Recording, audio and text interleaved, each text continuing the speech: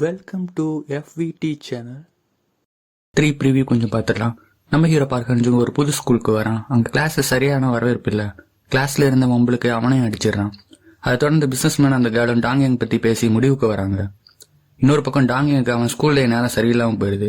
எல்லாம் பார்த்து சிரிக்க நம்ம ஹீரோ முன்னாடி அவனையும் அடிச்சிடுறாங்க. அந்த இன்சிடென்ட்டுக்கு அப்புறம் பார்க்கில் நம்ம ஹீரோவும் டாங்கியன் ஒரு சின்ன மீட்டிங்கை போடுறாங்க. அதை பார்த்தா நம்பர் 1 ஸ்டூடெண்ட் மிங் கேங்சல் எல்லாரையும் கூட்டம் சேர்த்து அட்டாக் பண்ணுறதுக்கு ரெடி ஆகிட்டு இருக்கான். அதே நாள் ராத்திரி மிங் கேங்சல் டாங்கியங்க மீட் பண்ணி ஒரு மைண்ட் கேம் ஆட அடுத்த நாளே வார் ஸ்டார்ட் ஆயிடுது. நம்ம ஹீரோ எல்லாரையும் போட்டு பொழந்துக்கிட்ட எறும்பு கூட்டம் போல எல்லாரும் வந்துகிட்டே இருக்காங்க. அங்க தனியா கண்டுக்கிடாம இருந்த டாங்கியனை அந்த பொண்ணு போய் உசுப்பேத்தி அவனே ரெடி ஆக்கிடுறா. இந்த பக்கம் சண்டை போட்டுட்டு இருந்த நம்ம ஹீரோ டயர்டா இருந்ததால மிங் கேங்சல் கூட்டிட்டு வந்த மான்ஸ்டர்ஸ் டீம் எதிர்கொள்ள தயாராக ஒரு தயக்கத்தோட வெயிட் பண்ணிட்டு இருந்தாரு. அங்க ஒரு தொடப்பக்கட்டையை வீசி ஐஎம் பேக்னு டாங்கியனும் வந்து நிக்க அந்த நம்பர் 1 ஸ்டூடெண்ட் மிங் கேங்சல்ல மட்டும் டாங்கியன் ஃபேஸ் பண்றான். சட்டையை கலட்டி தந்திரமா அடிச்சு நல்லா அடி வாங்கிடுறான். கடைசியில பழசெல்லாம் யோசிச்சு பார்த்து வெறியேத்திக்கிட்ட டாங்கியன் மிங் செல்லையும் அடிச்சு தூக்கி எறிஞ்சிடுறான். நம்ம ஹீரோவையும் கடைசியில பார்த்து சிரிச்சுட்டு வா நண்பா நாம ஒன்னா போலான்னு ஒரு பெரிய மூச்சு விட வெளியே வந்து பார்த்தா அங்க இன்னொரு பெரிய கேங் அவனுக்கு காத்துக்கிட்டு இருக்கு. அங்க ஸ்கூலுக்கு வெளியே வந்து நிக்கிற அந்த பிக் ஷாட் வேற யாரும் இல்ல, டாங்கியன் அசோசியனோட மேனேஜர் லீ தான். விஷயம் கேட்ட அவனோட கேங்கோட வந்து வெளியே பார்க் அர்ஜுனுக்காக வெயிட் பண்ணிட்டு இருக்கான். ஸ்கூலை 2 வச்சிருக்கான் அந்த பார்க் அர்ஜுன். போய் அவன் எலும்பு எண்ணிட்டு வாங்க, ரொம்ப இல்ல 3 எலும்பு போதுன்ட்டு அவன் ஆட்களை எல்லாத்தையும் அனுப்பி வைக்கான். அப்படிலாம் பண்ணாதுன்னு ஒரு சத்தம் கேக்குது. யாருன்னு லீ திரும்பி பார்க்க அங்க அந்த லாயர் வந்துடுறாரு. இளைஞர்கள் அவங்களே மோதிக்கிட்டோம், நீ எதையும் கவனிக்காதுன்னு சொல்லிடுறாரு. 2 பேரும் வெறிச்சோடி கிடக்கிற ஸ்கூலுக்குள்ள வராங்க. கேஆர் லாஃபாமா அப்போ அந்த பார்க் அர்ஜுன்கிட்ட நிறைய பணம் இருக்கு போல எப்படின்னு சொல்லி அவன் வாயை மூடுறக்குள்ள லாயர் சூட்கேஸை தூக்கி போடுறாரு.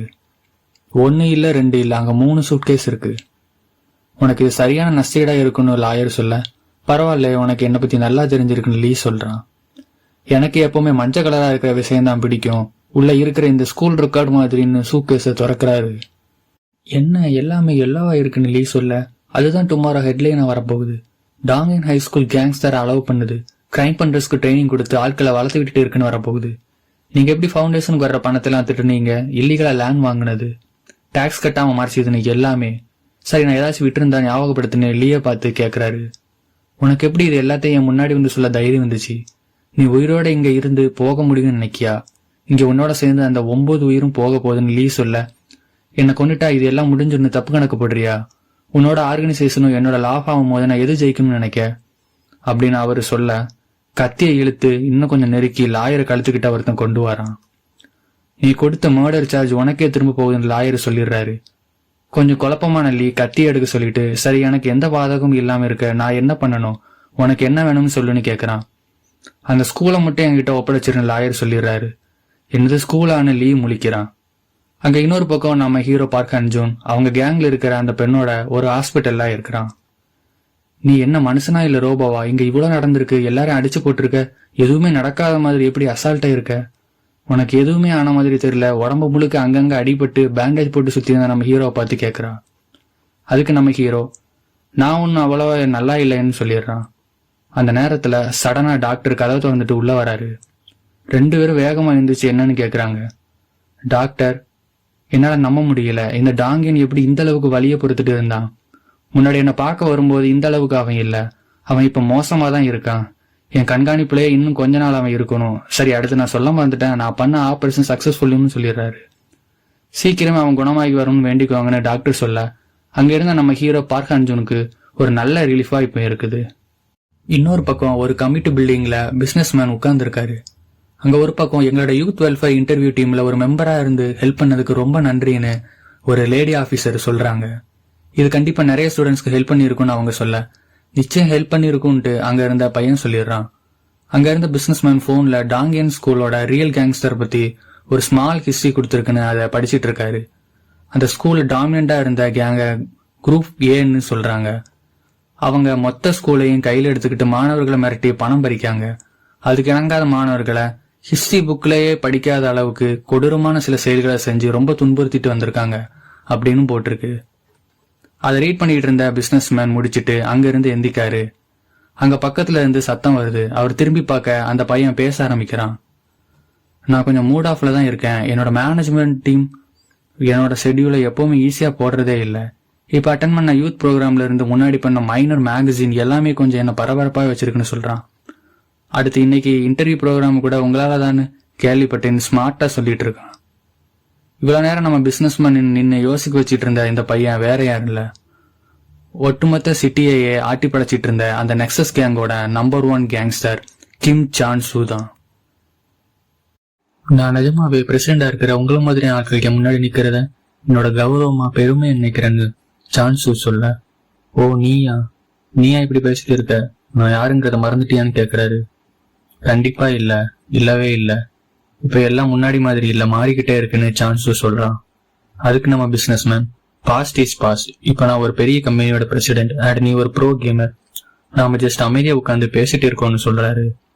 கண்டிப்பா நான் முன்னாடி மரியாதைக்குரிய பர்சன் யாரு இருந்தாலும் அவங்கள அவங்க விருப்பப்படியே தான் நடத்துவேன்னு சான்சு சொல்ல, பிசினஸ்மேன் பரவாயில்ல, என்னோட மைண்டை நல்லா ரீட் பண்றேன், ஆனா கொஞ்சம் வித்தியாசமா தான் இருக்கு, இருந்தாலும் இதெல்லாம் எனக்கு புதுசு இல்ல, ஏன்னா எல்லாத்தையும் ஒரு வழிக்கு கொண்டு வர இடத்துல இப்ப நான் இருக்கேன், உனக்கு தெரியும்னு நினைக்கேன், இப்போ அந்த டாங்கின் ஹை ஸ்கூலும் என் கண்ட்ரோல்ல தான் இருக்குன்னு ஒரு ஈவில் ஐயோட பாக்குறாரு. நீங்க என்ன சொல்ல வாரீங்கிறது எனக்கு எந்த ஐடியாவும் இல்ல, இப்போதைக்கு நான் இடத்த காலி பண்றேன்னு சொல்லிட்டு உங்களை பார்த்ததுல சந்தோஷம் சொல்லி கை கொடுக்க வரான். பிசினஸ்மேன் கை கொடுக்கறதா இல்ல. அங்கிருந்து கிளம்பி போயிட்டு இருந்த அவனை பார்த்து, கிம் சான் சூ, நெக்ஸ்ட் டைம் நீ என்ன ஃபேஸ் பண்ணும்போது நேருக்கு நேரா உன்னால என் முகத்தை பார்த்து பேச முடியாதுன்னு சொல்றாரு. பெரிய ரியாக்ஷன் எதுவும் கொடுக்காம கிம் சான் சூ அங்கிருந்து கிளம்பிடுறான். பெருமூச்சு விட்ட பிசினஸ்மேன், 2 வருஷமா எந்த பிரச்சனையும் இல்லாம இருந்தேன், இப்ப இவனை பார்த்த உடனே பழைய ஞாபகம் எல்லாம் வந்து பித்து பிடிக்குது, இவனை பார்த்திருக்க கூடாதுன்னு தோணுது, சரி இருக்கட்டும் எவ்வளவோ பார்த்துட்டோம், அதுல இதுவும் ஒண்ணு நினைச்சுக்க வேண்டியதான்னு அவரே அமைதிப்படுத்திக்கிறாரு. வெளியே அங்கிருந்து கார்ல போயிட்டு இருந்த கிம் சான்ஸுக்கு சில எண்ணோட்டங்கள் ஓடுது. அவனே கேள்வியும் கேட்டுக்கிறான். என்ன இப்போ பண்ண போற? பார்க் ஹன்ஜூனை அப்படி விட்டு வைக்க போறியா? கண்டிப்பா இல்ல, அவங்க பிளாக் என்ன சுடவும் நம்ம ரியாக்ட் பண்ணி தான் ஆகணும், அதனால ரெடியா இருந்துக்கணும்.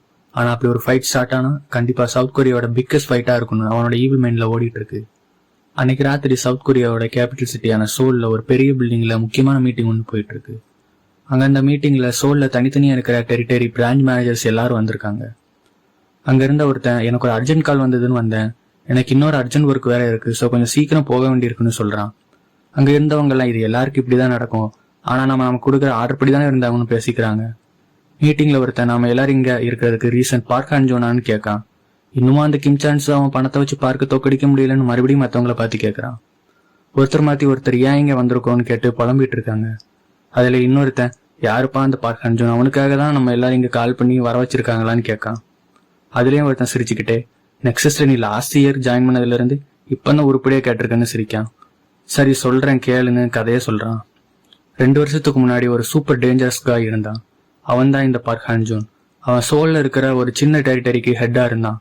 நெக்ஸஸ் சோலுக்கு அவுட் சைடு இருக்கிற எல்லா டெரிட்டரியும் கைப்பற்றி இருந்தாலும் சோலுக்குள்ள இருக்கிற பார்க் ஹன்ஜூன் பிளேஸை தொட முடியல. பார்க் பிளேஸை எங்களால தொட முடியும்னு தெரிஞ்சுக்கிட்ட மற்ற டெரிட்டரி மக்களுக்கு புது நம்பிக்கையை பிறக்க ஆரம்பிச்சுது. நெக்ஸஸ்க்கு எதிராக சண்டை போடையும் ஆரம்பிச்சாங்க. அதனால நாங்க பார்க்க தீர்த்துக்கிட்ட நினைச்சோம். எங்ககிட்ட ஆள்பலம் அதிகம் இருந்தாலும் கூட பார்க்க ஒன்னும் பண்ண முடியல. இது எல்லாம் ஈஸியா முடிஞ்சிடல. அண்ட் நாம ஏன் இங்க வந்திருக்கோம்னு முழுசா கேளு. அந்த சண்டையில பார்க் ஹன்ஜூன் தான் ஜெயிச்சிருந்தான்.